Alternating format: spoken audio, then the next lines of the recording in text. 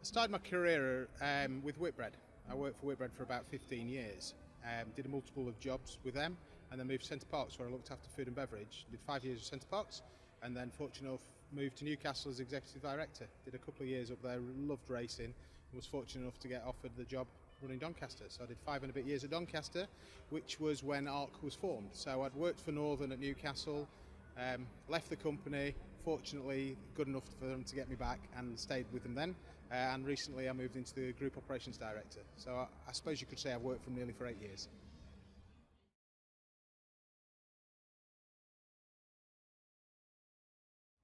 I think relevant experience. We're a leisure industry.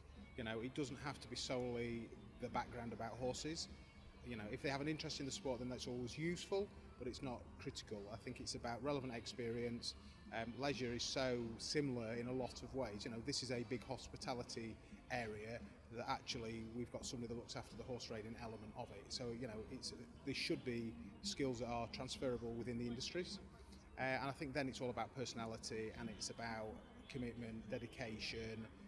We can teach skill, but I think it's very difficult is to change behaviour. So I think it's really around the behaviour and why, a lot of the time, why are they interested in the role? Because it's really important to make sure that you get the right mix and the right candidate to the right role, because it's all about how that candidate fits in with the dynamics of the team. You can take great people, but if you put them in the wrong environment, unfortunately sometimes it doesn't quite work.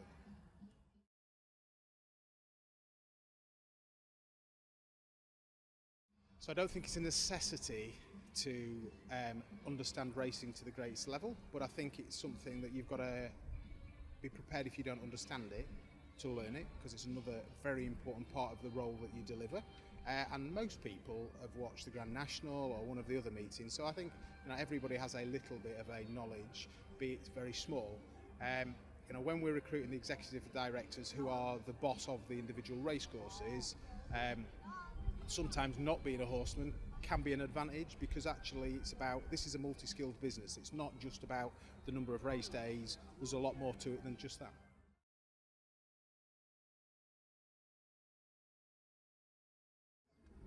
I think if I was trying to get into the sport now, I think attending a race day and having a really good look round and understand the business, understand the different elements to it. We're a 365-day-a-week year business. I think it's really important to understand what the site does when they're not racing, because actually a lot of our businesses are very busy when we're not racing, with conferences, weddings, etc.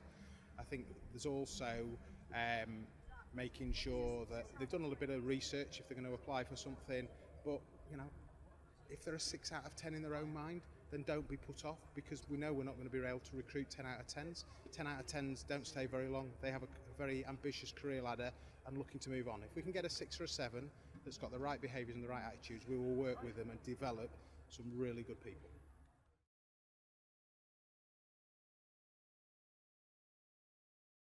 So I think the best advice I've ever been given is remember the things that your boss does that is good, ignore the things that are bad, and by the time you've worked for enough bosses, you'll have your own style, but you'll have enough experience and enough lessons learned to be able to create your own personality and your own style.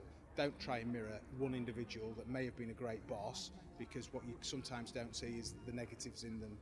Create your own style, but remember the good and forget the bad, and just treat people with respect.